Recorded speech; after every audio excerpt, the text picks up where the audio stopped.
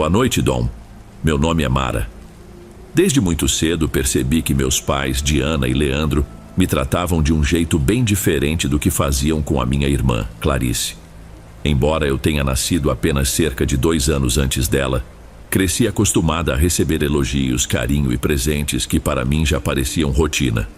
Enquanto isso, Clarice ficava quase sempre de lado, como uma sombra que ninguém fazia questão de notar. Eu não entendia o porquê daquela disparidade, mas durante a infância, isso não me incomodava tanto. Eu acreditava que aquela forma de viver era natural e só fui compreender o tamanho da injustiça muitos anos depois. Meus primeiros indícios de que algo estava errado surgiram nas festinhas de aniversário.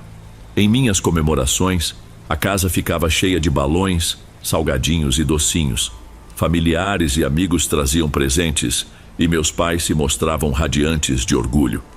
Para Clarice, quando chegava a vez dela, não havia grandes alardes. Era um bolo simples, sem enfeites, e quase nenhum convidado além de alguns tios. Eu achava aquilo estranho, mas nunca questionei de verdade. Talvez estivesse acomodada demais na minha posição de filha mais velha e querida. As coisas só pioraram com o passar do tempo. Já na escola, eu participava de apresentações de teatro, feiras de ciências e eventos esportivos, e minha mãe sempre se sentava na plateia com um sorriso enorme. Já a Clarice, quando resolvia aparecer, ficava pelos cantos, alheia a tudo. Aos poucos notei que ela parava de tentar receber a aprovação de qualquer pessoa. Passava longos intervalos sozinha, olhando pela janela ou rabiscando no caderno. Sempre que eu tentava puxar assunto, mesmo que por curiosidade, ela mostrava uma expressão carrancuda e saía de perto. Parecia não confiar em mim nem um pouco. Deixa a tua irmã, dizia minha mãe balançando a cabeça quando eu comentava sobre as esquisitices de Clarice. Tem gente que nasce mais complicada. Você está indo muito bem, Mara. Não se preocupe tanto. Meu pai, Leandro, costumava concordar como se o assunto não valesse muito a pena. Ele me dava um tapinha nas costas e me chamava para ver TV ou caminhar no quintal, numa tranquilidade que me irritava sutilmente. Às vezes, eu o flagrava olhando para Clarice de um jeito distante, como se tentasse decifrar alguma coisa, mas ele nunca falava abertamente sobre isso. Eu queria entender o que se passava na cabeça de Clarice, mas sentia que não tinha forças para ultrapassar a barreira que ela ergueria contra o mundo. Essa distância se ampliou na adolescência. Eu adorava participar de gincanas estudantis, palestras, concursos de redação. Meus pais me incentivavam e até pagavam cursos extras de arte e música. Enquanto isso, Clarice sumia antes do horário de saída do colégio ou aparecia cheia de marcas de canetinha no braço, como se rabiscasse símbolos que ninguém entendia. Em casa, ela se trancava no quarto e passava horas conectada em sites estranhos ou lendo livros que aparentavam ser sobre magia, feitiçaria e coisas assim. Quando percebi, ela estava se vestindo com roupas pretas e compridas, adornadas de crucifixos invertidos ou colares repletos de pingentes que eu desconhecia. Um dia, invadi o quarto dela para procurar um carregador de celular e quase caí para trás quando abri a gaveta de sua cômoda. Lá estavam vários panfletos, cadernos e livros que falavam sobre bruxaria, sacrifícios e rituais. Os desenhos me deram um arrepio na espinha. Clarice entrou no quarto no mesmo instante e começou a gritar comigo. Quem te deu permissão de mexer nas minhas coisas? Tentei me justificar dizendo que só estava procurando um cabo, mas ela berrou para que eu saísse. Hesitei um pouco. Percebi que aquilo ia muito além de uma simples rebeldia. Havia ali elementos pesados, coisas que me deixavam desconfortável só de olhar. Mas meus pais não pareciam se importar. Quando contei a eles, mamãe deu de ombros. Clarice sempre foi do contra. Logo arruma outro capricho. Aquilo me perturbou. Eu queria, de alguma forma, ajudar minha irmã. Na escola, entretanto, ela também não facilitava. Quando a via pelos corredores, ela estava em companhia de pessoas que ninguém conhecia bem, gente que repetia de ano constantemente e fumava escondido. Era comum a direção chamar meus pais para reclamar que Clarice havia faltado a várias aulas ou arrumado confusão, mas eles nunca se mostravam dispostos a ajudá-la. Eu tentava apontar que era errado ignorar tudo isso, mas só recebia respostas evasivas. Meu pai dizia: já chega de dor de cabeça, se ela não quer estudar, que arque com as consequências. Ele falava isso, mas eu percebia uma tensão em seu olhar, algo que parecia atormentá-lo. Nunca perguntei diretamente o que era, mas ficava claro que ele também não sabia lidar com o comportamento de Clarice. Com o tempo, chegou a um ponto em que Clarice nem tentava mais falar com a família. Havia um muro de silêncio entre ela e meus pais. Quando eu ganhava alguma premiação escolar, eles me celebravam com fotos e postagens na internet. Clarice às vezes aparecia na sala, olhava aquela comemoração toda e se retirava sem dizer nada. Via em seus olhos uma mágoa profunda, mas não conseguia resgatá-la daquele lugar escuro, onde ela mesma se trancaria. Assim foi até que completamos, respectivamente, 16 e 14 anos. Por insistência minha, meus pais resolveram fazer uma viagem de férias. Achei que pudesse ser uma chance de reaproximação, apesar de tudo. Fomos a uma região de praias, ficamos em um hotel simples, mas agradável. Eles me compraram biquínis, me davam dinheiro para eu me divertir nos quiosques, enquanto Clarice ganhou um maiô velho que havia sido meu e quase nenhum trocado. Quando perguntei a ela se queria ir caminhar na areia, recebi apenas um olhar de desprezo. Prefiro ficar aqui, ela murmurou sentada diante da janela do quarto. Tentei argumentar que a praia estava linda, mas ela se levantou e saiu, encerrando a conversa bruscamente. Aquilo me doeu. A viagem, que eu esperava que fosse servir de trégua, só reforçou o abismo entre nós. Ao voltarmos, Clarice ficou ainda mais fechada. Passava as madrugadas acordada, segundo o que eu escutava através da parede que separava nossos quartos. A ideia de que ela pudesse estar envolvida com algo sombrio começou a me assombrar. As brigas em casa se tornaram frequentes. Minha mãe e meu pai diziam que não aguentavam mais os problemas que Clarice arranjava na escola. Uma vez, ela voltou para casa com o braço machucado, como se tivesse apanhado ou se envolvido em uma briga. Ninguém perguntou o que acontecera de verdade. Só houve recriminações. Eu finalmente explodi. Não acham que ela precisa de ajuda, terapia ou algo do tipo? Meu pai suspirou aborrecido. Não vamos jogar dinheiro fora com quem não quer ser ajudado, Mara. Você está indo tão bem nos estudos, deixa a tua irmã com as consequências do que faz. Ele acabou com o assunto em 2 minutos. Minha mãe não demonstrou outra atitude, apenas ficou calada. Depois comentou: às vezes Clarice me lembra certas coisas que eu preferia esquecer, mas é tarde para mudar alguma coisa. Naquele instante senti um arrepio. Havia algo mais profundo que explicava o distanciamento. Isso não era só diferença de temperamento entre irmãs. Fui juntando lembranças, comentários dispersos e concluí que só podia haver um segredo grande ali, algo que ninguém queria me contar. Clarice completou 15 anos sem festa, sem presente, sem nenhum parabéns direito. No dia do aniversário dela, comprei um bolo pequeno com meu próprio dinheiro e deixei no quarto. Ela me olhou e por um segundo pareceu se emocionar, mas depois virou o rosto para a parede. Não preciso da sua pena, disse ela num tom áspero. Quando se levantou, vi no cantinho da cama alguns cadernos cheios de símbolos estranhos. Ela estava desenhando traços que me lembravam círculos, triângulos cruzados, figuras que não compreendia. Fui tomada por um calafrio. Senti que minha irmã mergulhava em um mundo misterioso e perigoso, mas, sem apoio de ninguém, o que eu poderia fazer sozinha? O pior veio algumas semanas depois. Clarice anunciou que iria largar a escola e sair de casa, indo morar com amigos que compartilhavam práticas de feitiçaria e energias. Ninguém tentou segurá-la. Meu pai apenas revirou os olhos. Se ela quer se perder, que se perca, menos problemas para nós. Já minha mãe se limitou a comentários lacônicos, deixando claro que não faria nenhum esforço para dissuadi-la. Fiquei horrorizada. Perguntei: vocês vão simplesmente deixá-la partir? Sem conversar, sem ao menos tentar compreender o que se passa?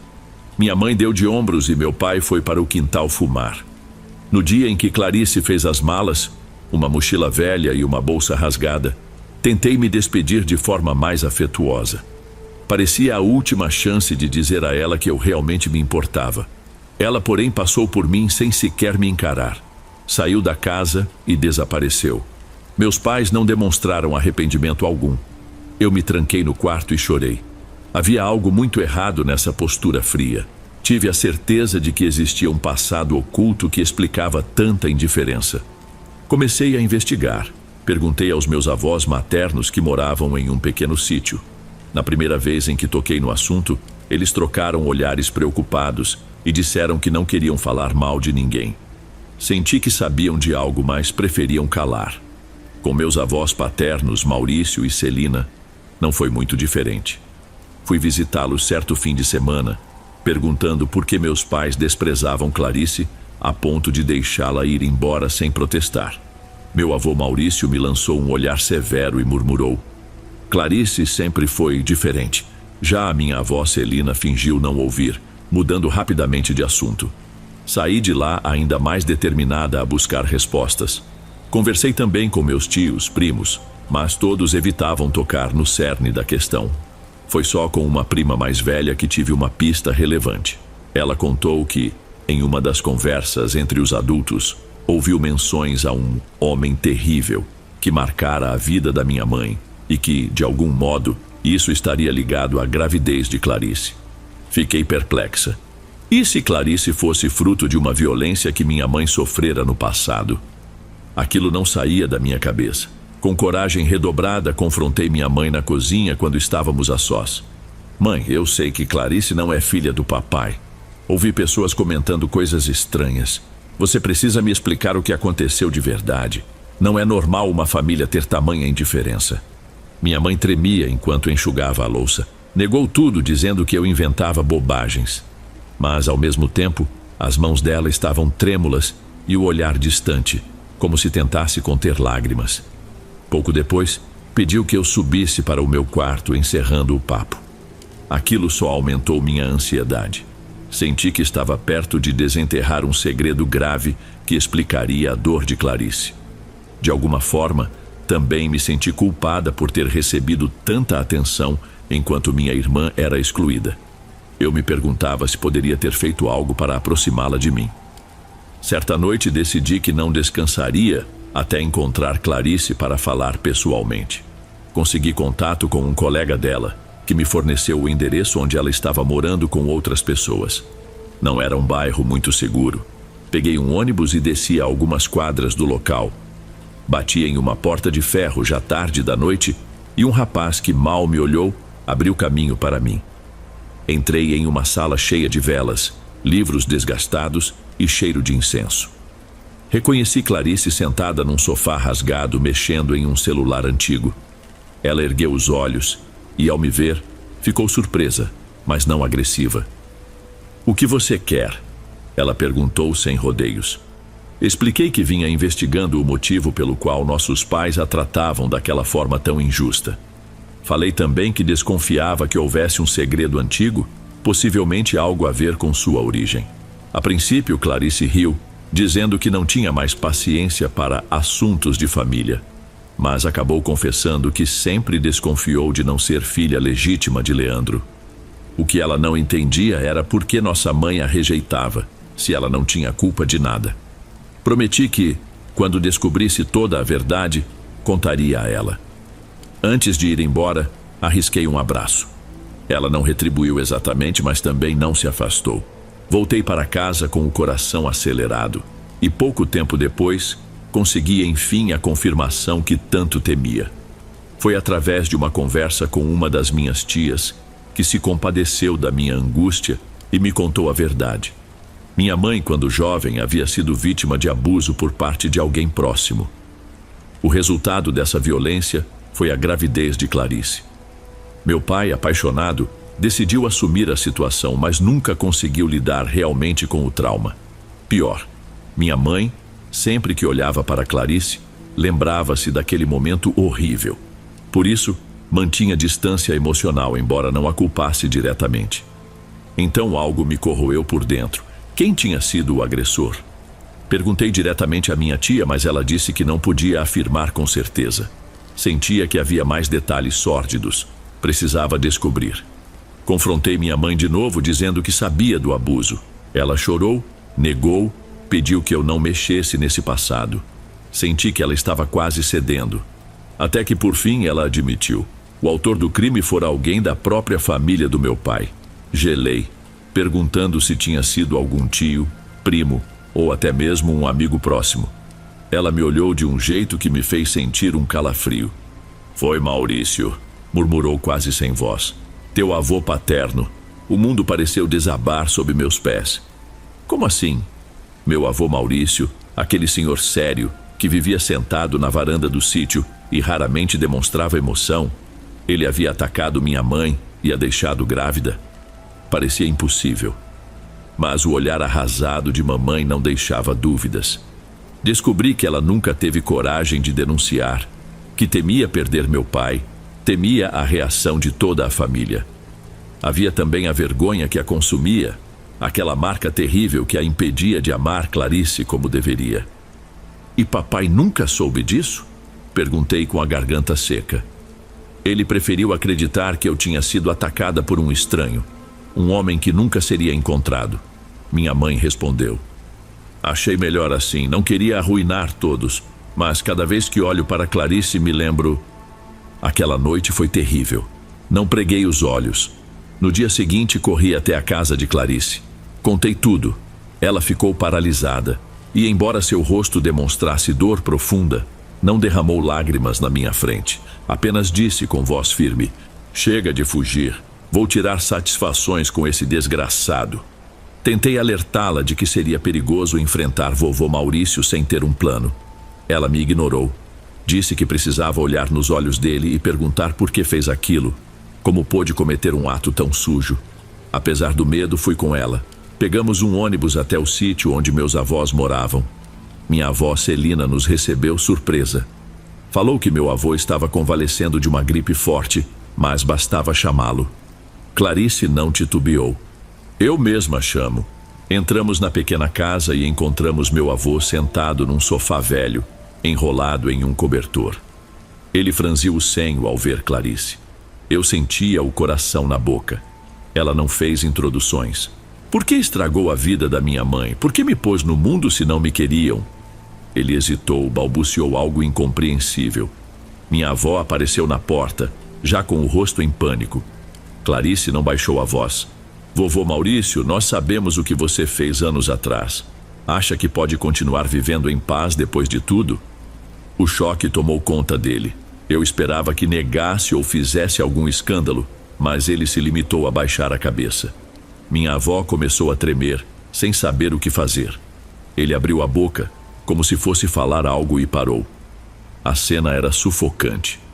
Parecia que o ar pesava toneladas. Então, Clarice saiu da sala, empurrando a porta bruscamente. Eu a segui, atônita. Na saída, escutei minha avó implorando para que ficássemos em silêncio, para que não destruíssemos a família. Clarice não respondeu nada. Eu não tinha forças para uma discussão. Fomos embora, deixando um clima de desespero na casa. A partir desse momento, uma fúria sem tamanho se instaurou na minha irmã. Ela me contou que iria procurar uma mulher conhecida nas redondezas, que fazia benzimentos e, segundo rumores, mexia com bruxaria pesada.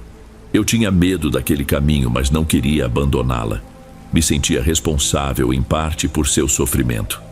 Ela começou a frequentar a casa dessa senhora, chamada Dona Ana, e me convidou a ir junto. O lugar era sinistro, paredes cheias de símbolos, velas de todos os tamanhos e cores, frascos pendurados no teto. Dona Ana, uma senhora de cabelos bem grisalhos, não pareceu surpresa quando Clarice explicou o que queria. Você busca vingança, não é? Perguntou ela com um sorriso enigmático. Clarice afirmou com a cabeça. Eu apenas tentava não tremer. Dona Ana explicou que um trabalho desse tipo teria seu preço, que mexer com energias negativas envolve riscos. Minha irmã não hesitou. Quero que ele sofra, é o mínimo que merece. Observei sem coragem de protestar enquanto Dona Ana explicava como seriam os rituais. Precisaríamos de algo pessoal do nosso avô. Uma peça de roupa, uma foto recente e qualquer objeto que tivesse o rastro dele. Eu queria recuar, mas Clarice me arrastou para aquela espiral de vingança. Talvez no fundo eu achasse justo que meu avô pagasse pelo que fez.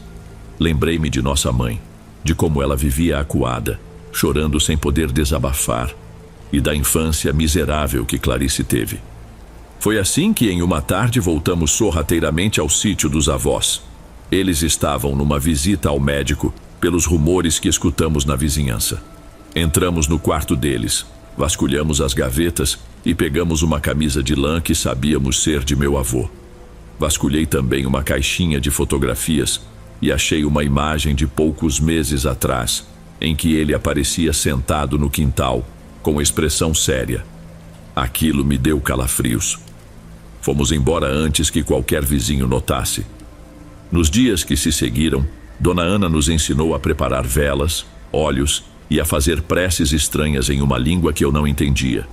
O ritual completo duraria 2 semanas, cada fase consistindo em acender velas, recitar certas palavras, queimar pedaços de papel onde escrevíamos o nome de Maurício. Sem que meus pais soubessem, eu e Clarice nos reuníamos quase todas as noites na casa de um conhecido dela, um lugar abandonado em que eles realizavam encontros místicos. Ali, seguíamos o passo a passo dado por Dona Ana. Cada vela que se apagava, cada sílaba que pronunciávamos, parecia encher o ar de um peso indescritível. Eu sonhava com vultos, acordava suando. Clarice, por outro lado, parecia alimentada por uma raiva latente que a mantinha firme.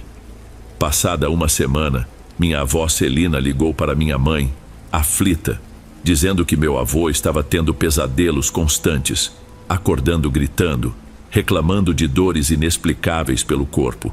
Meu pai ficou preocupado, mas não entendeu nada. Mamãe pediu que ele fosse visitar meu avô, porém, nas 2 ocasiões em que ele prometeu ir, acabou inventando desculpas para não encarar o pai de frente.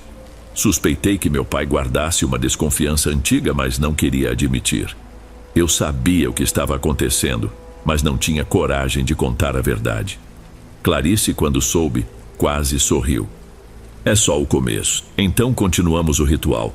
Certa noite eu estava tão abalada pela culpa que quase desisti de seguir com aquilo. Porém, Clarice me segurou pelo braço e disse: "Você pode fingir que nada disso existe, mas foi ele quem trouxe a infelicidade para a nossa casa. Minha existência, o trauma da mamãe, não dá para deixar isso impune." Abri a boca para rebater, mas não consegui. As imagens da minha mãe sofrendo e a lembrança dos gritos abafados de Clarice durante a infância falaram mais alto. Deixei que continuasse. Era como um abismo que engolia a todos.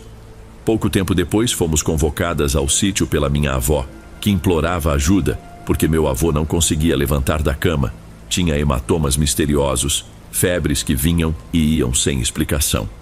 Quando chegamos, encontramos Maurício deitado, suando, com olheiras profundas. Ele nos olhou como se enxergasse assombrações. Clarice se aproximou, fria, e murmurou algo que não consegui ouvir completamente. Mas percebi que era um tipo de ameaça ou cobrança. Meu avô tentou balbuciar algum arrependimento, mas minha irmã se virou para mim e disse: "Não há remédio que cure a maldade." Foi uma cena tão tensa que precisei sair para o quintal e recuperar o ar. Vi minha avó Celina de joelhos, rezando baixinho, desesperada. Ela nos implorou que contivéssemos nossa raiva.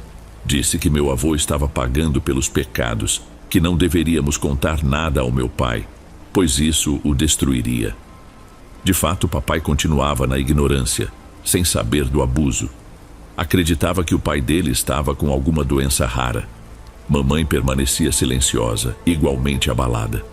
Não notei nela nenhuma vontade de deter o curso daquele sofrimento. Ao longo das semanas seguintes, a saúde de meu avô definhou depressa. Os médicos não encontravam diagnóstico. Meu pai, depois de muita insistência da minha mãe, finalmente passou a visitá-lo. Voltava para casa transtornado, dizendo que aquilo não fazia sentido, mas quando a conversa se aproximava de revelar algo mais profundo, ele ficava em silêncio. Eu e Clarice evitávamos fazer perguntas. Só trocávamos olhares cúmplices, carregados de angústia.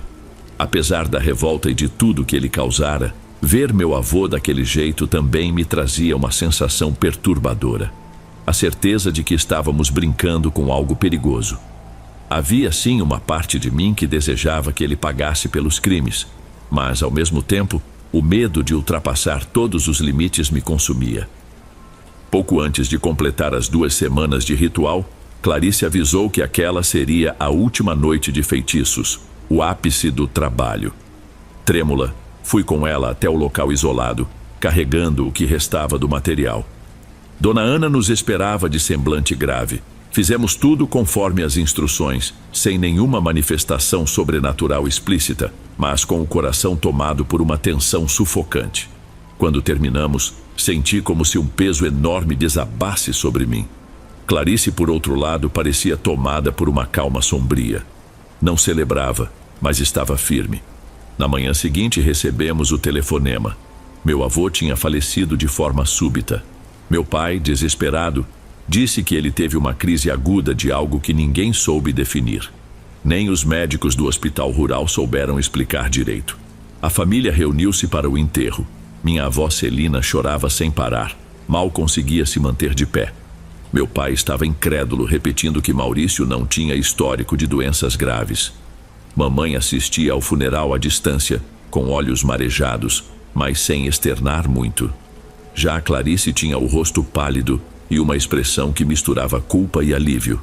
Eu permaneci ao lado dela em silêncio. Sentia um nó na garganta. Consegui ouvir minha avó me dizer: "Ele pagou pelo que fez." Mas em seguida mamãe a puxou para longe tentando consolá-la. Papai permaneceu sem descobrir o que realmente aconteceu. Para ele, o pai fora uma vítima de alguma enfermidade súbita. Eu, Clarice e mamãe guardamos aquele segredo. Dona Ana nunca mais nos procurou para falar do ritual. E embora Clarice continuasse a ter interesse em assuntos de ocultismo, percebi que, após conseguir sua vingança, ela deixou de lado a sede incessante de recorrer a práticas mais sinistras. Com o tempo, minha mãe, aliviada do pavor de encontrar o agressor em cada reunião de família, passou a ter uma atitude levemente mais afetuosa para com Clarice. Não foi imediato nem dramático. Nos primeiros dias, ela ainda se retraía ao dirigir a palavra à minha irmã, mas aos poucos começou a chamá-la para o almoço, a perguntar se precisava de algo. Não era um amor arrebatador, mas pelo menos mostrava arrependimento por anos de distanciamento. Acredito que ela quisesse, de algum modo, reparar o que foi possível, embora tarde. Minha irmã aceitou voltar a morar conosco, mesmo deixando claro que não tinha muita expectativa de uma relação normal de mãe e filha.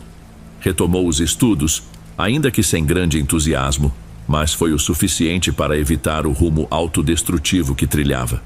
Quanto a mim, tentei me reaproximar. Deixei claro que, apesar de ter sido a filha privilegiada, eu nunca desejei o mal dela. Clarice me olhou com tristeza. Eu sei, só não consigo esquecer o que aconteceu. Entendi então que algumas cicatrizes são fundas demais para desaparecer de vez. Ela não me culpava diretamente, mas carregava uma bagagem de ressentimentos e solidão. Nós, no entanto, passamos a conversar mais, a dividir algumas experiências. A velha rixa que existira na infância deu lugar a uma espécie de cumplicidade silenciosa. Minha avó Celina sumiu por um tempo, sem querer falar comigo nem com Clarice. Talvez nos culpe pela morte do marido, mas não pode provar nada. Já os meus avós maternos, ignorando os detalhes sórdidos, fingem acreditar na versão de que meu avô Maurício faleceu por doença súbita. A família, em geral, prefere silenciar, como se todo aquele inferno jamais tivesse existido.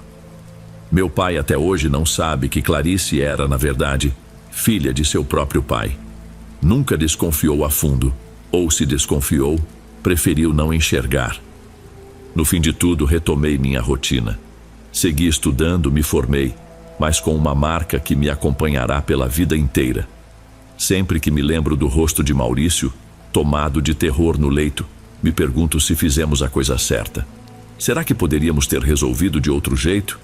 Mas, ao ver Clarice encontrando um mínimo de paz e notar que minha mãe não precisa mais se evadir da presença do agressor, sinto que parte daquela sombra, enfim, se dissipou. Ao mesmo tempo, carrego a culpa por ter participado, mesmo que indiretamente, de um ato que beira as trevas. Sigo convivendo com isso dia após dia. Aprendi que, em muitas famílias, segredos pesados são enterrados, mas nunca deixam de existir. Ficam lá, crescendo como raízes retorcidas no subsolo, até emergirem num momento qualquer para despedaçar tudo. E também descobri que, às vezes, o silêncio e a indiferença podem destruir tanto quanto um ato brutal. Afinal, se nossos pais tivessem procurado ajuda, talvez Clarice nunca tivesse seguido o caminho do ódio. Hoje a casa respira uma serenidade estranha. Mamãe tem crises de choro, mas em seguida vai cozinhar algo para Clarice, tentando compensar o tempo perdido. Papai se empenha em ser mais presente, mas continua sem saber o maior de todos os segredos. E eu, que sempre fui a filha favorita, agora enxergo quanta injustiça e dor isso representou para minha irmã. Tento dar forças a ela, mas não tenho certeza se bastará. A vida continua, e às vezes me pergunto se algum dia Clarice voltará a mexer com bruxaria para acertar contas. Não posso adivinhar o futuro, mas sinto que, se houver um novo sofrimento, ela não hesitará em agir de novo nas sombras. No final das contas, tudo que posso fazer é cuidar para que a verdade não se repita como um ciclo. Saber que minha irmã foi fruto de uma atrocidade cometida dentro da nossa própria família me faz questionar até onde vai a hipocrisia dos laços de sangue. Talvez essa história fique guardada para sempre entre as paredes da nossa casa. Mas eu percebi que não há dor que desapareça por completo. Basta fechar os olhos para rever o olhar desesperado de Clarice, a agonia de minha mãe, o cinismo silencioso de meu avô até o fim dos seus dias. Carregarei para sempre a lembrança de cada ritual, cada chama de vela se consumindo, cada passo que demos em direção a um tipo de justiça que não seria aceito em nenhuma lei. Acho que aprendi na marra que existem segredos que devoram famílias inteiras e que às vezes não há forma de escapar. Podemos ocultar, varrer para debaixo do tapete, mas a dor retorna. De um jeito ou de outro, ela encontra seu caminho. E quando isso acontece, ninguém sai ileso.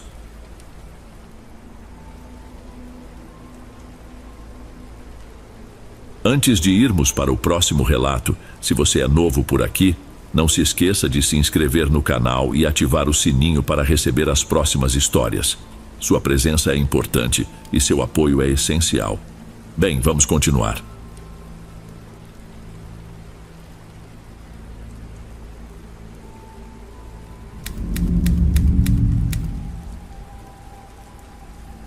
Boa noite, Dom. Eu me chamo Jorge e desde que nasci morei em um pequeno povoado rural, cercado por campos extensos de terra vermelha e algumas poucas famílias que se conhecem pelo nome. Meus pais, Sebastião e Maria, sempre foram muito unidos, embora o dinheiro fosse escasso. Meu pai trabalhava arrendando pedacinhos de terra, onde plantava algumas variedades de hortaliças, sobretudo cenoura, batata e milho, para vender na feira livre de domingo. Minha mãe ficava em casa, cozinhando no fogão a lenha, cuidando de nós, seus muitos filhos. Éramos 7 no total, contando comigo, e mamãe estava grávida novamente, do 8º filho. As pessoas do povoado comentavam em voz baixa que ter tantas bocas para alimentar não era uma boa ideia, mas meus pais nunca deixaram essas falas influenciarem suas decisões. Meu pai dizia que cada filho vinha ao mundo com sua própria sorte. Já eu, aos 12 anos, queria ajudar de alguma maneira, então fazia pequenos bicos em casas vizinhas e entregava as moedinhas que ganhava diretamente para minha mãe. Eu sempre me considerei uma criança alegre. Tinha irmãos menores para proteger e guiar. Nós dormíamos em colchões distribuídos num único cômodo grande que funcionava como quarto. A casa era feita de tijolos simples, sem acabamento, e tinha um telhado de amianto que fazia barulho debaixo de chuva forte. À noite, quando o vento soprava, era comum escutarmos o assovio passando pelas brechas das janelas. Essa simplicidade era a nossa realidade, e apesar das dificuldades encontrávamos motivos para sorrir. No entanto, havia algo que sempre me causava desconforto. Nossa vizinha, Alda, que morava a algumas casas de distância. Ela era muito reservada, um tanto amarga. As outras famílias contavam que muitos anos antes de se mudar para ali, Alda teria sido apaixonada pelo meu pai. Ele, porém, jamais demonstrou qualquer interesse, e isso teria feito com que ela guardasse um ressentimento profundo contra nossa família. Com o tempo, Alda se casou com um homem muito violento, que bebia e a agredia. Numa dessas brigas terríveis, ela ficou estéril, ou ao menos foi o que se espalhou pelos moradores próximos. Logo depois, o marido sumiu, abandonando-a. E assim ela permaneceu naquela casa, sozinha, com a pintura descascada e a horta tomada por ervas daninhas. De vez em quando meu pai comentava: "Acho que Alda tem seus motivos para estar de mau humor. A vida não sorriu para ela." Minha mãe, por outro lado, preferia não dizer nada. A única coisa que a vi fazer ao cruzar com Alda no caminho era cumprimentá-la com um aceno ou um tímido "bom dia". A resposta, quase sempre, vinha em forma de olhar frio e silencioso. Quando não, Alda soltava algum comentário sarcástico do tipo: "Mais um filho, Maria? Vocês não se cansam de pôr criança no mundo?" E então virava as costas, deixando minha mãe com aquele semblante entristecido. Conforme a barriga da mamãe crescia, as farpas de Alda se tornavam mais frequentes. Houve um domingo, por exemplo, em que minha mãe e eu fomos à feira para ver como estavam as vendas do papai. Nesse dia, Alda apareceu por lá comprando tomate e cheiro verde. Assim que nos viu, aproximou-se de mamãe e tocou a barriga dela sem pedir permissão, balançando a cabeça em reprovação. "Quando será que vocês vão aprender a dizer chega?" Minha mãe apenas fez um meneio de cabeça e continuou escolhendo as verduras. Eu queria responder algo, mas me contive. Vi que aquilo a magoava de verdade, e embora ela tentasse manter a calma, estava claro que Alda provocava desconforto.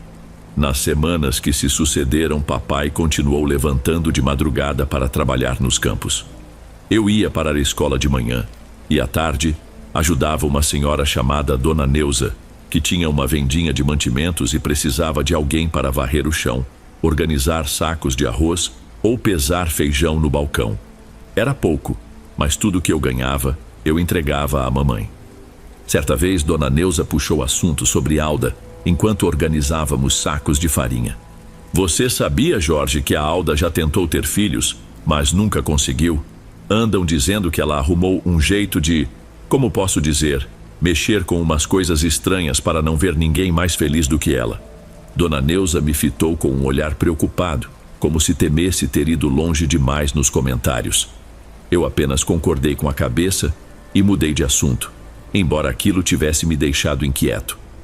As coisas começaram a ficar estranhas mesmo numa tarde quente, quando cheguei da escola e encontrei minha mãe com a pele pálida e suando muito. Ela disse que estava tudo bem, mas não parecia nada bem. Pediu que eu ajudasse na cozinha, então fui cortar alguns legumes, enquanto meus irmãos menores brincavam no terreiro. A casa era pequena, com um corredor estreito que levava a um quintal, onde mantínhamos uns vasos de plantas e um galinheiro improvisado. Enquanto eu cortava cenouras, ouvi um grito vindo do quintal. Era meu irmãozinho mais novo, Mateus. "Jorge, vem ver isso aqui." Corri até lá e o encontrei paralisado diante de uma cena horrenda. Um sapo morto, com a boca costurada por uma linha escura e cheia de nós, jogado bem perto dos vasos. Além da boca fechada, o bicho estava sem os olhos e com as pernas retorcidas de um jeito antinatural. Senti o estômago embrulhar na mesma hora. Meu irmão, de apenas 5 anos, não parava de chorar. Tentei manter a calma. Peguei um pedaço de pano, embrulhei o sapo e corri até a cozinha, mostrando para a mamãe com todo cuidado. Ela levou a mão à boca, horrorizada, e foi se sentar numa cadeira, tentando segurar o vômito. "Jogue isso fora, Jorge. Pelo amor de Deus, some com isso agora mesmo." Fiz o que ela pediu. Atravessei o terreno e joguei o embrulho num lugar longe da nossa casa, num pequeno matagal que ninguém costumava frequentar. Voltei sentindo um frio na espinha, pois sabia que era um aviso perturbador. Já ouvira falar que esse tipo de coisa podia estar ligado à feitiçaria ou qualquer espécie de ritual macabro. No dia seguinte, um vizinho nosso, seu Honório, homem de muita fé, soube do ocorrido e balançou a cabeça em sinal de reprovação. Isso são trabalhos para derrubar a família. Vi coisa parecida na casa de um parente. Deu um rolo danado depois. Eu tentava me manter firme, mas tinha pesadelos constantes, lembrando o sapo sem olhos, sem boca, todo costurado. Alguns dias mais tarde, percebemos outro sinal bizarro. Logo cedo, encontrei um saquinho de pano amarrado com um cordão escuro na janela da sala. Abri por curiosidade e um cheiro fétido invadiu o ar. Lá dentro havia um amontoado de ervas mortas, espetadas com pequenos espinhos, e uma espécie de azeite grosso escorrendo. Minha mãe, que mal conseguia andar por causa do peso da barriga, teve uma crise de tosse e enjoo ao ver aquilo. "Pelo amor de Deus, filho, joga isso no lixo", pediu ela, apavorada. Joguei e mais uma vez voltamos a sentir aquele nó na garganta. Sempre que se comentava sobre quem poderia estar fazendo aquilo, o nome de Alda surgia. Não tínhamos provas, mas o comportamento dela, aliado aos boatos de que alimentava ódio contra nós, fazia dela a maior suspeita. Papai, já cansado de ouvir tantas histórias, decidiu agir. Não tínhamos dinheiro para lidar com advogados ou autoridades, e tampouco adiantaria chamar a polícia para investigar um saquinho suspeito. Foi então que um amigo do papai, Raimundo, sugeriu que fôssemos atrás de Dona Ivone, uma rezadeira experiente que também trabalhava como parteira. Ele disse: "Se tem alguém que entende dessas coisas de trabalhos feitos e inveja, é a Dona Ivone. Ela ajuda mulheres em partos complicados, mas também sabe afastar olho gordo."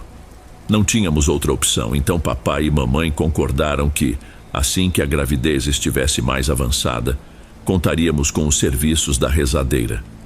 Minha mãe, cada vez mais abatida, passava as noites em claro, dizendo que sentia uma presença ao redor da casa. Falava em sussurros, temendo acordar os irmãos menores, mas eu a escutava perfeitamente. "Jorge, sinto como se alguém me espionasse pela janela. Às vezes penso ouvir passos no quintal." Eu a acalmava como podia, mas por dentro eu mesmo estava assustado. Tentei me convencer de que era apenas fruto da imaginação dela, sobrecarregada pela tensão da gravidez e pelos sustos recentes. Quando faltava mais ou menos um mês para o parto, resolvemos enfim procurar Dona Ivone. Fomos numa manhã abafada, logo depois do nascer do sol. A casa dela ficava numa trilha de terra esburacada, atrás de um pequeno milharal. A fachada era simples, mas o quintal tinha diversas ervas penduradas para secar e montes de garrafas de vidro com líquidos coloridos. Dona Ivone era uma senhora de idade incerta, com cabelos grisalhos presos num coque e um olhar firme. Examinou minha mãe rapidamente e afirmou: "Seu bebê está para nascer em breve. Você está fraca, mas ainda dá tempo de recuperar um pouco das energias. Vou te passar uns chás que ajudam a fortalecer." Papai aproveitou para perguntar se ela conhecia alguma maneira de afastar más intenções. Ela olhou para nós com ar de quem sabia muito mais do que dizia. "Vou fazer uma limpeza espiritual, mas preciso que vocês me chamem na hora do parto. Há algo muito pesado rondando sua casa." Saímos de lá com um fio de esperança. Mamãe segurava o envelope de ervas que Dona Ivone lhe deu e papai tentava demonstrar confiança. Contudo, nada amenizava a sensação de que uma tragédia estava por vir. Alguns dias depois, certa madrugada, os gritos de dor de mamãe me despertaram em sobressalto. Corri até o quarto dos meus pais e a encontrei contorcida, suando muito. Papai olhava para mim aflito. "Vá buscar a Dona Ivone agora." Nem me vesti direito. Saí correndo, atravessando a rua de terra. O medo me consumia, principalmente ao passar em frente à casa de Alda, que estava mergulhada na escuridão. A cada passo, eu sentia meu coração pulsar em alerta, como se a qualquer momento ela fosse surgir de algum canto para me encarar com aqueles olhos frios. Por sorte, cheguei ileso até a casa da rezadeira, que já me aguardava na porta, como se tivesse pressentido o que estava acontecendo. Pegou sua bolsa e me seguiu sem dizer muita coisa. Quando voltamos, encontramos mamãe gemendo, com a respiração pesada. Dona Ivone a examinou e fez uma expressão preocupada. "Essa criança quer nascer agora, mas é cedo demais." Papai correu para esquentar água e separar panos limpos. Dona Ivone espalhou incenso pelo ambiente, recitando orações baixinho. Meus irmãos menores, assustados, tentavam espiar pela fresta da porta. Minha mãe começou a gritar de dor e a rezadeira pediu que todos saíssemos para dar espaço. Fiquei na sala, abraçado a Mateus e aos outros, sem saber ao certo como confortá-los.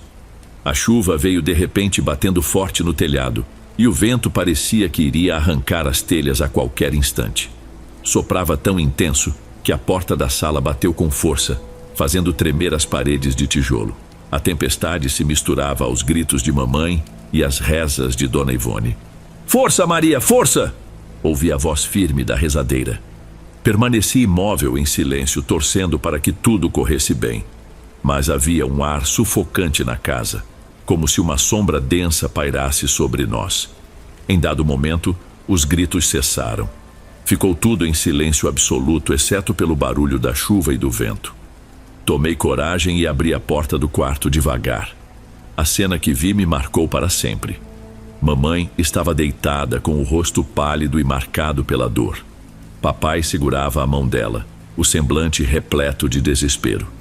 Dona Ivone segurava um pequeno embrulho nos braços. Era o bebê que nascera, mas não emitia som algum. Fui me aproximando, e a rezadeira olhou para mim com um aviso silencioso, como se não quisesse que eu visse. Contudo, não pude evitar. O pano que envolvia o recém-nascido escorregou um pouco, revelando partes de seu corpinho. Estava todo retorcido, como se lhe faltassem ossos, e o rostinho não tinha os traços normais de um bebê. Os olhos estavam fechados por uma pele grudada e a boca parecia selada. Havia também um cheiro estranho, meio doce, mas ao mesmo tempo podre. Eu recuei imediatamente, sentindo náuseas e um terror que nunca havia experimentado. Minha mãe, percebendo o que acontecera, começou a soluçar. Papai me afastou para que eu não visse mais nada, mas aquela fração de segundo já tinha sido suficiente para me fazer entender que algo muito grave ocorrera. O bebê não sobrevivera. Dona Ivone, com a voz pesada, virou-se para papai. "É um tipo de trabalho muito poderoso. Alguém aqui não quer ver essa família crescer." Mamãe desmaiou de exaustão. Papai tampou a boca, abafando um grito de raiva e dor. Não sabíamos o que fazer, aonde recorrer. Eu, que era apenas um garoto, senti meu mundo desabar ali, no meio daquela pequena casa. A tempestade continuava com força e raios iluminavam o céu, como se a natureza compartilhasse do nosso desespero. Mais tarde, na mesma madrugada, Dona Ivone se encarregou de limpar o quarto e acender velas. Comentou que não seria bom chamar a atenção dos vizinhos, nem levantar rumores por enquanto. Meu pai ainda considerou notificar as autoridades para um registro, mas os custos e a burocracia lhe pareceram impossíveis naquela hora, e havia o medo de espalhar mais boatos maldosos. Na urgência e no choque, ele resolveu enterrar o bebê discretamente num terreno ermo, numa atitude que, por mais triste que fosse, parecia a única alternativa. Lembro-me de ficar sentado na soleira da porta, ouvindo a chuva diminuir gradualmente, chorando em silêncio por aquele irmão que jamais chegaria a conhecer. Nos dias seguintes, mamãe se isolou, recusando-se a falar sobre o ocorrido. Sua saúde física melhorou um pouco, mas o emocional permanecia abalado. Vez ou outra ela acordava no meio da noite, gritando que escutava choros de bebê. Corria pelo corredor chamando o pequeno que nunca chegaria. Papai tentava consolá-la, mas também se tornara um homem amargurado e calado. Quando saía para o campo, muitas vezes eu o via pegar a garrafa de cachaça que guardava atrás do fogão. O gole amargo parecia mantê-lo em pé por mais algumas horas de trabalho. A notícia do ocorrido, ainda que não completamente, se espalhou. Os comentários eram de que o 8º filho tinha nascido prematuro e falecido.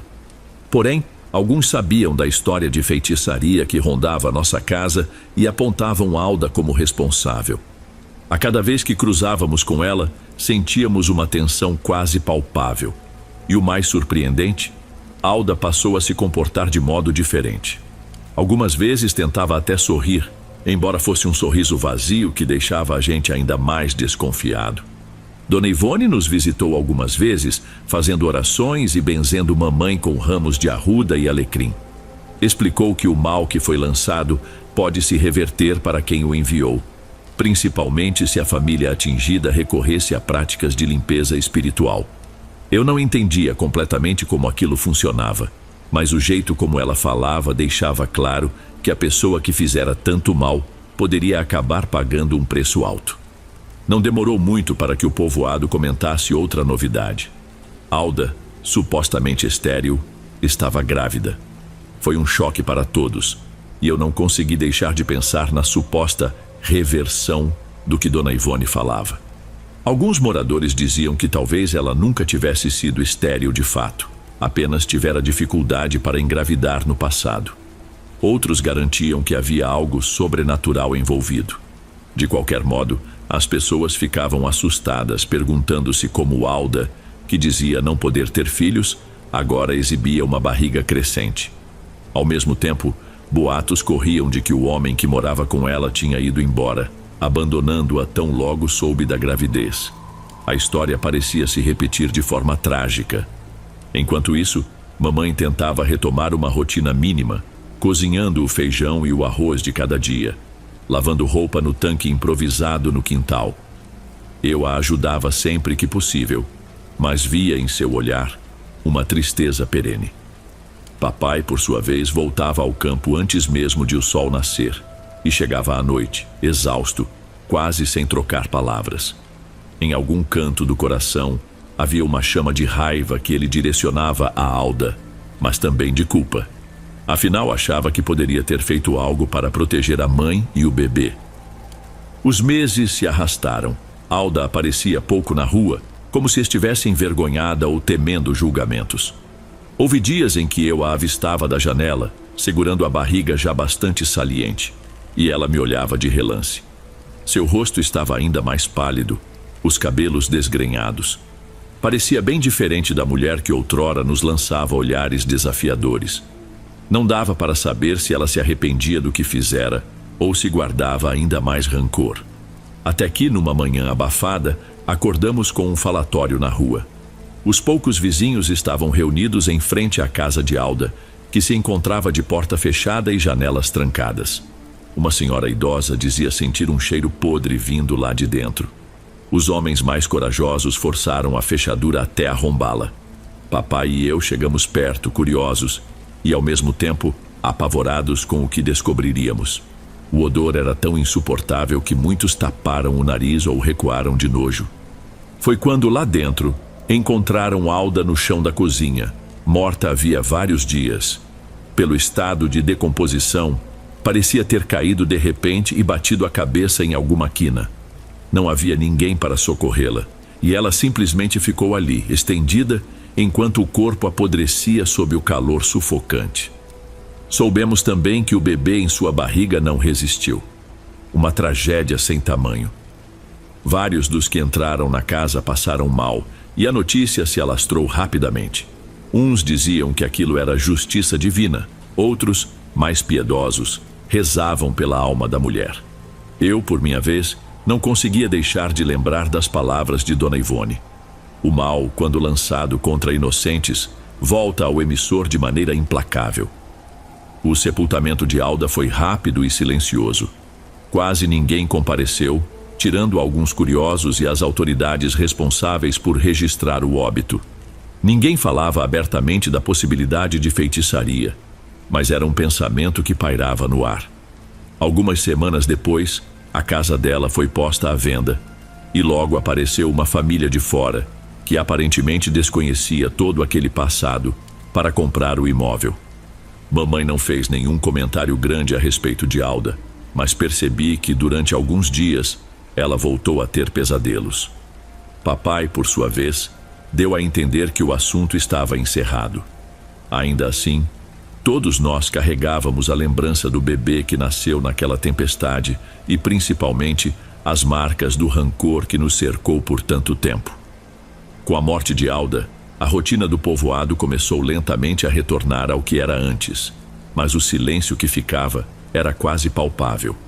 Na nossa casa, Dona Ivone continuou frequentando, trazendo chás para fortalecer minha mãe e incentivar a família a seguir em frente. Ela repetia: Precisamos encerrar esse ciclo. Vamos acender velas, rezar e colocar um amuleto na porta. O que quer que Alda tenha feito, não tem mais força aqui.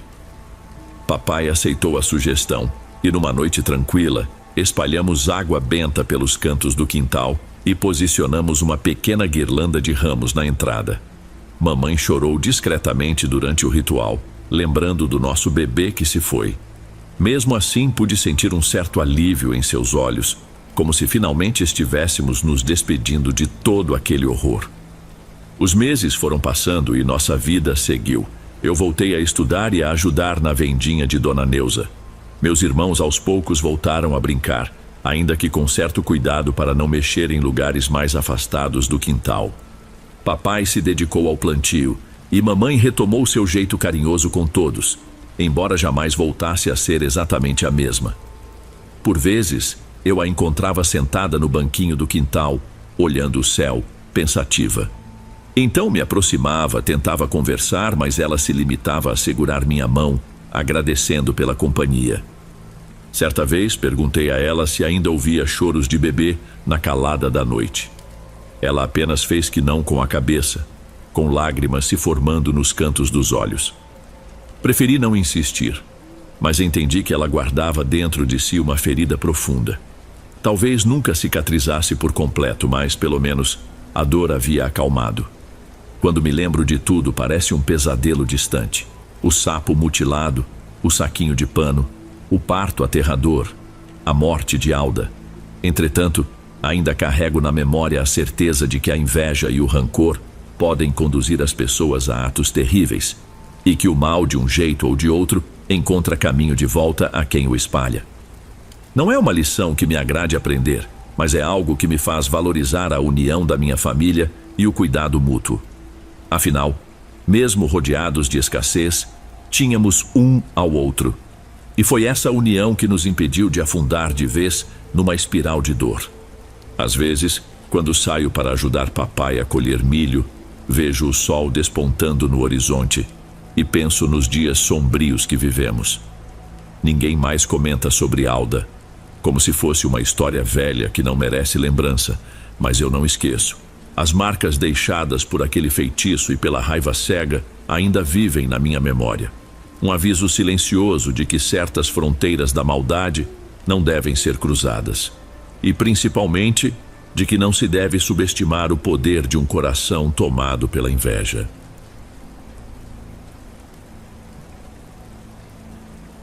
Antes de irmos para o último relato, se ainda estiver por aqui, comente o horário que está assistindo. Gosto de saber quem assiste os relatos até o final. Bem, vamos continuar.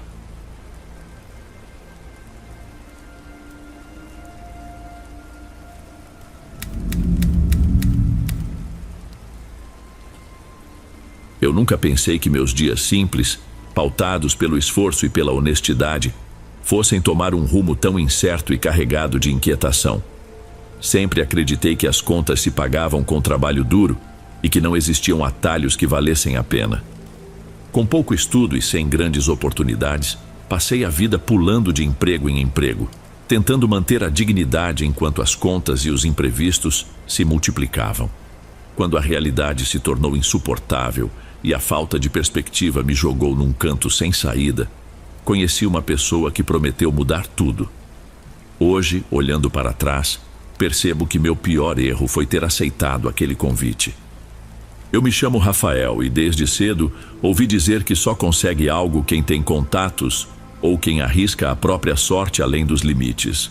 Nunca concordei com esse pensamento, mas quando a necessidade fala mais alto, a gente acaba baixando a guarda. Foi justamente nesse momento de desespero que recebi a visita de um conhecido, chamado André, que me convidou para participar de um encontro particular em um bairro nobre da capital. Ele me explicou pouco.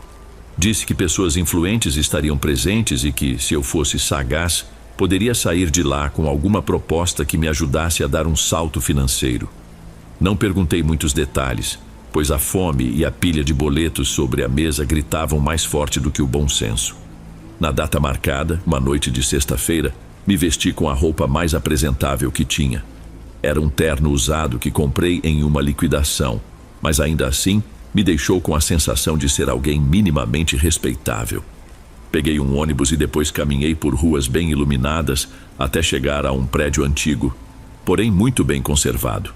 Da calçada consegui ver que se tratava de um local luxuoso, com uma fachada imponente e um hall de entrada repleto de esculturas de bronze. Mesmo sem saber direito aonde aquilo levaria, entrei com o coração aos pulos. Ao me aproximar da recepção, mostrei o convite que André havia conseguido para mim. Fui direcionado a um salão no final de um amplo corredor, onde o aroma de perfume caro se misturava ao som de música suave. Me senti deslocado, como um intruso num mundo que não era o meu. Muitas pessoas circulavam por ali, todas bem vestidas e conversando com uma segurança que eu jamais teria. Enquanto procurava um canto para ficar sem chamar atenção, uma voz grave me interrompeu.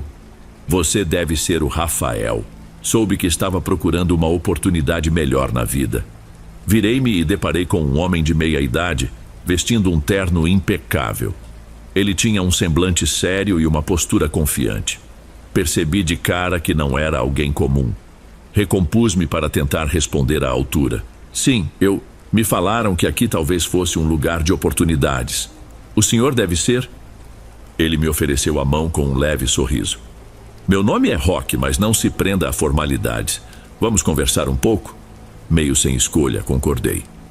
Rock me conduziu a uma mesa mais reservada, onde puxou uma cadeira para mim antes de se sentar. A música ao fundo e o barulho das conversas se tornaram um pano de fundo quase imperceptível à medida que ele falava. Disseram que você tem talento, mas nunca teve a chance certa. É verdade? Bom, eu só tenho trabalhado como posso. É difícil se destacar quando a gente não tem estudo e não conhece as pessoas certas. Ele assentiu, olhando fixamente nos meus olhos. E até onde estaria disposto a ir para mudar essa realidade? Senti um calafrio percorrer minha espinha. A pergunta parecia simples, mas trazia em si um peso enorme. Ainda assim, respondi com sinceridade. Eu faria o que fosse preciso desde que fosse algo honesto. Rock manteve o sorriso, mas algo em seu olhar ficou mais opaco. A honestidade é um conceito relativo, Rafael. Existem caminhos mais curtos e menos burocráticos para se conseguir o que quer. Mas eles exigem coragem. Exigem sacrifícios que a maioria das pessoas não quer fazer. Antes que eu pudesse entender completamente, ele me estendeu um cartão. Havia apenas um nome e um endereço. Não pude disfarçar o estranhamento. E onde isso vai me levar? Ele se levantou, ajeitou o paletó e limitou-se a dizer: se você realmente quer mudar de vida, vá a esse lugar hoje à meia-noite. Não se atrase. Ele saiu, deixando-me com uma mistura de curiosidade e receio. O relógio do salão marcava pouco mais de 11 da noite quando decidi ir embora. Aquele encontro não me trouxe nada de concreto. Apenas um endereço enigmático e uma sensação de que eu estava entrando em algo muito maior do que podia compreender. Caminhei até um ponto de táxi e segui para o local indicado. Passamos por ruas cada vez mais desertas e, em certo momento, o motorista me perguntou se eu tinha certeza do destino.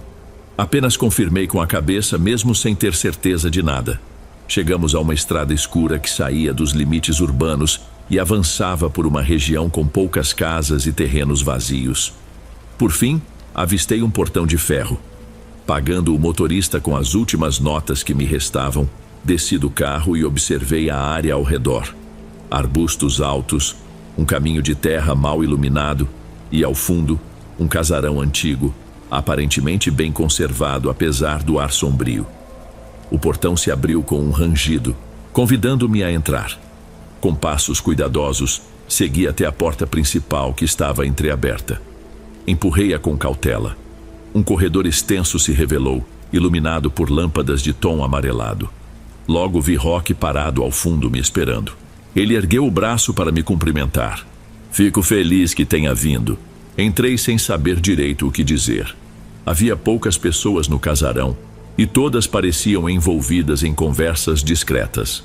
Rock me levou a uma sala contígua que, pela decoração, lembrava um salão de festas adaptado. Lá dentro percebi uma mesa coberta com um tecido escuro e sobre ela alguns objetos estranhos. Pareciam livros antigos, cadernos amarelados e o que me pareceu ser uma espécie de candelabro de ferro. "O que é tudo isso?" perguntei, tentando manter a voz firme. Rock se aproximou. "É onde você vai formalizar seu desejo de prosperar. Este lugar costuma receber pessoas que, como você, querem deixar para trás uma vida de fracassos." "Formalizar como?" Ele tocou no livro mais grosso de capa cinzenta, com uma assinatura. Por um instante hesitei. Meu bom senso gritava que havia algo de muito estranho naquela proposta. Porém, a lembrança da minha conta bancária vazia e da pilha de dívidas apertou meu peito. Rock percebeu minha dúvida e acrescentou: "Você está aqui porque quer mudanças verdadeiras, não é? Nem sempre há tempo de avaliar tudo em detalhes. Pense, o que é pior, continuar como está ou arriscar um novo caminho?" Ri de nervoso, imaginando que se tratava de algum documento de parceria ou algo do tipo. Então, ele me entregou uma caneta de aparo, com tinta escura, quase preta. "Leia antes de assinar", disse ele sem desviar o olhar. Abri o livro e vi textos escritos em linguagem arcaica. Parte das palavras eu não entendia, como se fossem de um dialeto antigo.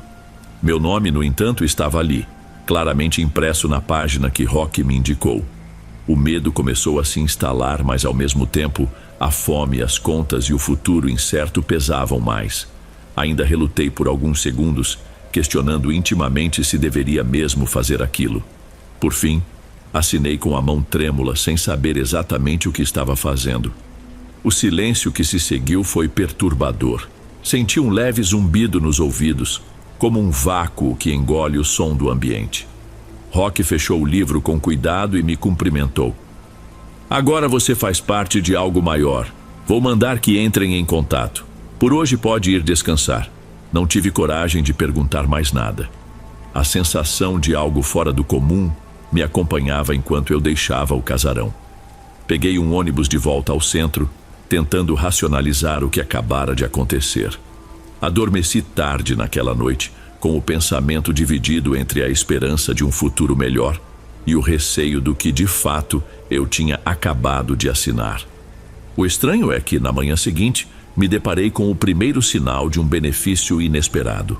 Um antigo contato meu de uma empresa de entregas ligou me oferecendo um trabalho temporário com um pagamento que me ajudaria a cobrir dívidas urgentes.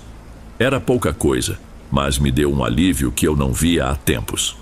Ao longo do dia, recebi mais 2 ligações de empresas nas quais eu havia deixado o currículo meses atrás, sem sucesso algum até então. De repente, tudo parecia fluir. Apesar de ainda desconfiado, concluí que aquele pacto talvez realmente estivesse abrindo portas. Eu não fazia ideia de que essa aparente ajuda viria junto de um preço muito maior. Foi só depois do almoço que percebi o primeiro sinal estranho. Ao me olhar no espelho do banheiro, notei um atraso sutil no meu reflexo. Pisquei rápido para testar, e a imagem demorou um instante a piscar de volta. Convenci-me de que era uma ilusão provocada pelo cansaço. Saí para resolver pendências e, enquanto caminhava pelas ruas, notei que as pessoas pareciam me observar de forma diferente. Talvez fosse apenas paranoia, mas aquela sensação de estar sendo vigiado acompanhou-me a tarde inteira.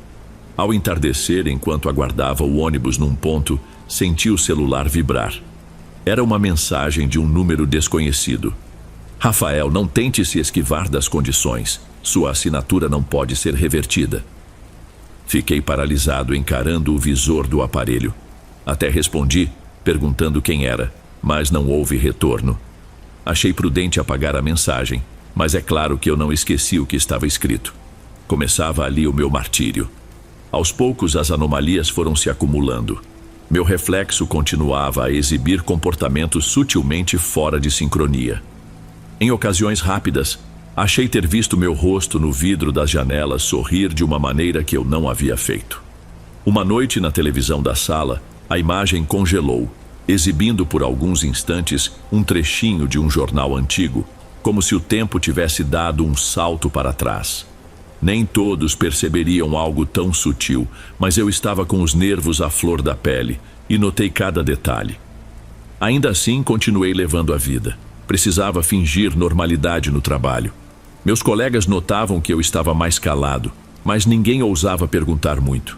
Só um amigo, Pedro, reparou na minha inquietação e me chamou de lado. Está tudo bem, Rafa. Você anda estranho, parece que nem presta atenção às conversas. Rolou alguma coisa? Tentei disfarçar. Só uns problemas financeiros, não sabe como é, né? Ele me estudou por alguns segundos como se não acreditasse completamente, mas não insistiu. Se eu contasse, seria chamado de louco. E no fundo, eu mesmo já estava duvidando do que via. Pouco mais de uma semana depois, recebi um telefonema de Roque. O número era desconhecido, mas aquela voz era inconfundível. Rafael, como você se sente nesses últimos dias? Hesitei. Me sinto confuso. Acho que não consigo entender o que está acontecendo comigo. É normal. Quando aceitamos certas condições, passamos por ajustes. Mas não se preocupe, tudo ficará mais claro. Em breve, você receberá sinais do que ganhou ao assinar o acordo. Que acordo é esse, afinal? Perguntei sem esconder o desespero. Você saberá quando estiver pronto. Ele encerrou a ligação. Aquilo só serviu para piorar meu estado de angústia. No dia seguinte, ao acordar, fui ao espelho do quarto e percebi minha imagem me encarando, com os olhos muito arregalados, antes mesmo de eu me aproximar. O susto me fez dar um passo para trás. Pisquei várias vezes até o reflexo parecer se alinhar com meus movimentos. Eu não sabia se havia ficado maluco ou se realmente tinha algo ali, um lapso de sincronia que não era natural. Com o passar dos dias, a sensação de que algo me seguia foi se tornando inegável. Em momentos de distração, julgava ver um vulto no espelho do elevador do meu prédio, mas, ao olhar de frente, sumia. As noites se tornaram densas e o silêncio assustador. Chegou um ponto em que acordava de madrugada e sentia como se meu coração fosse parar. Em 2 ocasiões, tentei ligar para André, o conhecido que me levou àquele evento, mas ele nunca retornou minhas chamadas. Na tentativa de achar alguma saída, resolvi visitar uma senhora que morava no mesmo bairro que eu, Dona Nara, conhecida por suas rezas e bênçãos. Mesmo sem acreditar totalmente nessas coisas, precisei me agarrar a alguma esperança. Contei-lhe que vinha experimentando uma sensação terrível, que não conseguia dormir e que tinha a impressão de não estar mais sozinho quando me olhava no espelho. Ela me olhou com certa pena e, sem hesitar, me entregou um pequeno amuleto de madeira. Tente manter isso junto ao corpo. Não vou perguntar detalhes, mas sinto que você se envolveu com algo pesado. Se quiser um conselho, Rafael, não adianta só carregar patuá. Há um preço a ser pago por certas escolhas. Agradeci a gentileza dela, mas saí de lá sem alívio. As palavras "há um preço a ser pago" ficaram ecoando na minha cabeça. Um dos episódios mais estranhos aconteceu numa terça-feira de manhã. Eu costumava sair cedo para pegar o metrô e chegar ao trabalho no horário, mas, ao passar pela catraca, olhei para o reflexo no vidro de proteção e quase gritei. Minha imagem estava parada com a boca ligeiramente aberta, enquanto eu continuava em movimento. Por um segundo, fiquei imóvel, esperando que o reflexo me imitasse. Quando isso aconteceu, demorou o tempo suficiente para meu coração disparar. Naquele dia, faltei ao trabalho. Não tinha condições psicológicas de fingir normalidade. Vagando pelas ruas, sentei-me num banco de praça para tentar entender o que estava acontecendo comigo. Recapitulei na mente toda a sequência de fatos: minha dificuldade financeira, o encontro misterioso, a assinatura de um livro que eu mal compreendia. Lembrei das promessas vagas de Roque e percebi que não havia recebido nada além de pequenos lampejos de sorte, muito aquém do preço que estava pagando. Onde estavam as promessas de melhorar de vida? Pelo contrário, tudo ao meu redor parecia desmoronar. Decidi que precisava encarar a situação de frente. Peguei o cartão que Roque me dera, o mesmo que mostrava o endereço do casarão, e resolvi voltar lá. Já era noite quando tomei coragem. Passei por ruelas escuras até encontrar o mesmo portão de ferro. Desta vez bati várias vezes, mas ninguém atendeu. Empurrei o portão que, como antes, estava apenas encostado. Avancei até a porta principal e toquei a aldrava de metal. Nada. O silêncio era assustador. Entrei no casarão, que aparentemente estava vazio. Os corredores estavam escuros, apenas algumas lâmpadas de parede projetavam sombras alongadas. A sala onde assinei o livro parecia ter sido desmontada. Não vi sinal de rock, nem de mesa, nem de objetos. Um vazio desolador tomava conta de cada canto. De repente, senti um calafrio e ouvi um estalo vindo do fundo do corredor. Fui verificar, mas tudo o que encontrei foi uma porta trancada. Pelas janelas, notei que algumas partes do salão estavam cobertas por panos e caixas, como se alguém tivesse desocupado o local às pressas. Já estava prestes a ir embora quando notei no chão algumas folhas avulsas. Peguei uma delas e vi que trazia inscrições que remetiam àquelas do livro onde assinei meu nome. Palavras enigmáticas que eu não conseguia decifrar. Dobrei a folha e guardei no bolso. Na volta, passei novamente pela sala vazia e me pareceu ver uma silhueta parada ao lado de uma das colunas. Corri para lá, mas não havia ninguém. Não podia dizer se aquilo era fruto do meu medo ou se realmente havia alguém me observando. Regressei para casa tão abalado que não conseguia pensar em outra coisa. Resolvi tomar um banho gelado e tentar dormir, mas, ao entrar no banheiro, a lâmpada começou a piscar insistentemente. Senti a temperatura do ambiente cair de repente e o espelho, já embaçado pelo vapor, revelou por um instante um vulto escuro atrás de mim. Virei-me em um sobressalto, porém só encontrei a parede nua. Meu coração quase saiu pela boca. Nas semanas seguintes, o clima foi de total inquietação. As pessoas ao meu redor notavam que eu estava mais pálido, com olheiras profundas. Eu mal dormia. Sonhava constantemente com a noite do pacto, com a tinta escura em minhas mãos e a sensação de ter entregue algo que jamais poderia recuperar. Tentei ligar para Rock diversas vezes, mas o número sempre caía em uma caixa postal que não identificava o dono. Então, um acontecimento ainda mais sinistro me tirou do sério. Certa tarde, quando voltei do trabalho, reparei que a porta do meu apartamento estava ligeiramente aberta. Entrei cautelosamente, sem ver sinais de arrombamento. Aparentemente nada foi roubado, mas em cima da mesa da sala havia um bilhete. Rafael, a mudança começou. Os reflexos apenas anunciam o que está por vir. Não havia assinatura, mas eu sabia quem mandaria. Esse bilhete me fez perder o fôlego. O que eles queriam dizer com o que está por vir? Será que eu estava destinado a me transformar em outra pessoa? Ou pior, a perder completamente minha noção de realidade? Desesperado, marquei um encontro com Pedro, meu amigo de longa data, e decidi contar parte do que estava vivendo. Sentamos em uma lanchonete e eu, já sem conseguir omitir tanto, desabafei.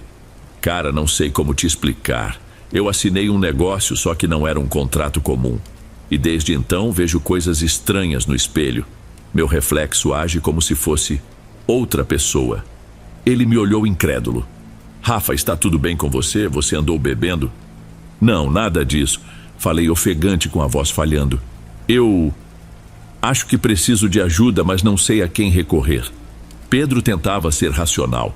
Talvez seja só estresse, alguma alucinação por conta de ansiedade. A gente pode procurar um profissional. Você não entende, interrompi.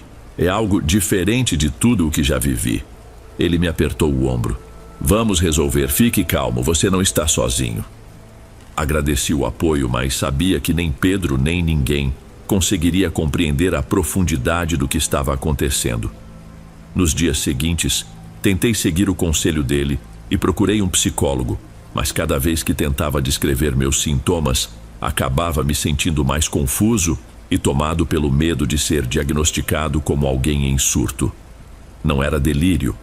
Aquilo era muito real. Os eventos sobrenaturais se intensificaram de modo sutil, mas constante. As lâmpadas de casa piscavam à noite, as portas rangiam sem vento e, principalmente, eu notava cada vez mais a discrepância do meu reflexo, que por vezes me encarava de forma desafiadora. Em uma madrugada insone, levantei para beber água e quase derrubei o copo ao ver que minha imagem no espelho do corredor não tinha saído do quarto ainda. Era como se ela tivesse ficado para trás, me observando enquanto eu andava. Soltei um gemido de pavor e corri para o quarto, trancando a porta. Pouco tempo depois, me veio uma sensação de que precisava confrontar diretamente aquele que me ofereceu o pacto. Decidi voltar ao casarão mais uma vez. Não sei se foi loucura ou desespero, mas arrisquei. Chegando lá, encontrei tudo fechado, parecendo abandonado. O jardim estava tomado por mato alto e não havia indício algum de que alguém frequentasse o local. Com um empurrão, abri a porta principal, mas dessa vez o interior estava quase vazio. Pisava em tábuas velhas, ouvindo cada rangido ecoar nas paredes nuas. Nenhuma luz, nenhum móvel, absolutamente nada. Enquanto examinava o lugar, senti um sopro gelado no rosto. Virei-me e lá estava Rock parado no canto do corredor, me encarando com aquela expressão indecifrável. Já era hora de voltar, disse ele com uma voz calma que me irritava profundamente. O que você fez comigo? Minha voz saiu trêmula. Eu não fiz nada, você concordou em participar. Sabia lá no fundo que estava entregando algo seu para receber algo em troca. A raiva me fez ignorar o medo. Eu não recebi nada, estou vivendo um inferno. Ele abriu um sorriso enviesado. Você não compreende o presente que ganhou. Sua vida agora pertence a algo maior. Essa inquietação, esse reflexo diferente, são parte da transição. E não é possível voltar atrás. Senti uma vontade insana de gritar, mas contive a voz presa na garganta. Rock se aproximou lentamente. Viver de forma comum não faz mais sentido para você. Por isso seu corpo reage.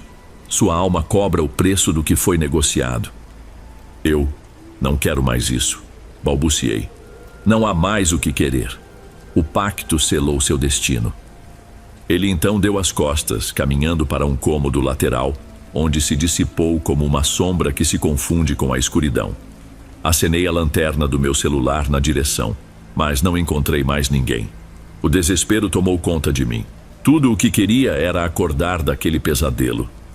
Voltei para casa e dali em diante os fatos se tornaram ainda mais inexplicáveis.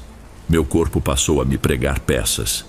Certa madrugada, abri os olhos e me vi em pé na sala, encarando meu reflexo na televisão desligada. Eu não lembrava de ter saído da cama. Era como se parte de mim agisse sozinha. Passei a ter lapsos de memória frequentes, e isso me aterrorizava tanto quanto as aparições no espelho. As pessoas ao meu redor se distanciavam, percebendo que meu comportamento não era normal. Ninguém dizia nada diretamente, mas eu via nos olhares uma mistura de pena e medo. Até no trabalho começaram a surgir boatos de que eu estaria usando alguma substância ou passando por problemas psiquiátricos. Meu chefe me chamou para conversar, mas não consegui formular uma desculpa convincente. Pedi uns dias de folga e me tranquei em casa. O pior momento veio quando, em uma noite de total insônia, deparei-me com o espelho do quarto. O reflexo estava imóvel, de costas para mim, como se fosse outro corpo presente no recinto. Respirei fundo, reunindo o resto de coragem que me sobrava e dei alguns passos para frente. Assim que me aproximei, aquela silhueta se virou, exibindo um rosto que, embora fosse o meu, tinha olhos vazios e um sorriso distorcido. A lâmpada piscou e senti um cheiro estranho, como de mofo e terra úmida. Rafael, disse uma voz na minha cabeça que eu sabia não ser minha. Já é hora de reconhecer que não pertence mais a si mesmo. Eu quis gritar, mas um bloqueio me impediu de emitir qualquer som. Senti as pernas falharem e caí de joelhos. O reflexo avançou em minha direção e por um segundo pensei que atravessaria o vidro e tomaria o meu lugar. Fechei os olhos esperando um impacto que não veio. Quando os abri, o espelho apenas me devolvia a imagem do meu quarto vazio. Mas a certeza de que havia algo ali, uma presença que me acompanharia para sempre, se enraizou em mim. Hoje tento levar a vida sem me desfazer por completo, mas sei que tudo mudou de forma irreversível. O simples ato de me olhar no espelho se tornou um teste de coragem, pois nunca sei o que encontrarei. Em certos dias evito reflexos, cubro os espelhos ou apago as luzes do banheiro antes de entrar. Já perdi a conta de quantas vezes tentei rezar, implorar que fosse um sonho do qual eu pudesse despertar. No entanto, tudo indica que não há fuga. Recebo, vez ou outra, mensagens enigmáticas no celular, como se fossem de rock, mas que nunca se identificam claramente. Elas me lembram da chance que supostamente ganhei, embora eu não enxergue benefício algum nisso. Talvez em algum nível incompreensível, essa forma de vida além do comum signifique alguma vantagem que eu ainda não consegui ver. Mas no fundo sinto que perdi minha identidade, e o que me resta é apenas a sombra de quem eu já fui. Relatar tudo isso aqui é minha última tentativa de expor a verdade sobre o que vivi. Se algum dia eu sumir ou parecer mudar de personalidade de forma radical, que fique registrado. O pacto que assinei não foi apenas um contrato financeiro ou algo semelhante. Foi uma entrega do meu ser a uma força que não entendo. E embora muita gente diga que caminhos fáceis não existem, eu aprendi da pior maneira que quando eles aparecem, o preço a ser pago pode ser a sua própria alma. Se cheguei até aqui é porque ainda luto, mas não sei por quanto tempo conseguirei resistir. Minha imagem nos reflexos parece ganhar cada vez mais liberdade, enquanto eu sinto perder o controle dos meus atos. Talvez em breve eu não passe de uma marionete de algo mais sombrio que me observa do outro lado do espelho. Por ora, continuo escrevendo, registrando cada detalhe. E se este relato chegar a outras pessoas, espero que sirva de advertência. Não há milagre que não cobre seu preço, nem atalho que não exija seu tributo. Todas as vezes que penso em me libertar, me recordo da noite em que, por impulso e desespero, acreditei nas promessas de um homem elegante, sem compreender que estava lidando com algo além da compreensão humana. Esse é o destino que escolhi, ou que me foi imposto a partir do momento em que mergulhei minha caneta na tinta escura e assinei meu nome naquele livro. Agora o reflexo que me encara no espelho já não me pertence, e minha voz ecoa como um lamento, na esperança de que alguém, em algum lugar, a ouça e aprenda a não repetir os meus erros.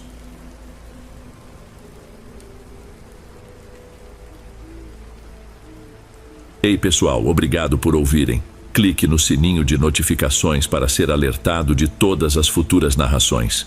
Lanço vídeos novos todos os dias por aqui. Espero te ver nos próximos. Agora na tela vou deixar outros 2 bons vídeos que sei que irão gostar. Te vejo por lá.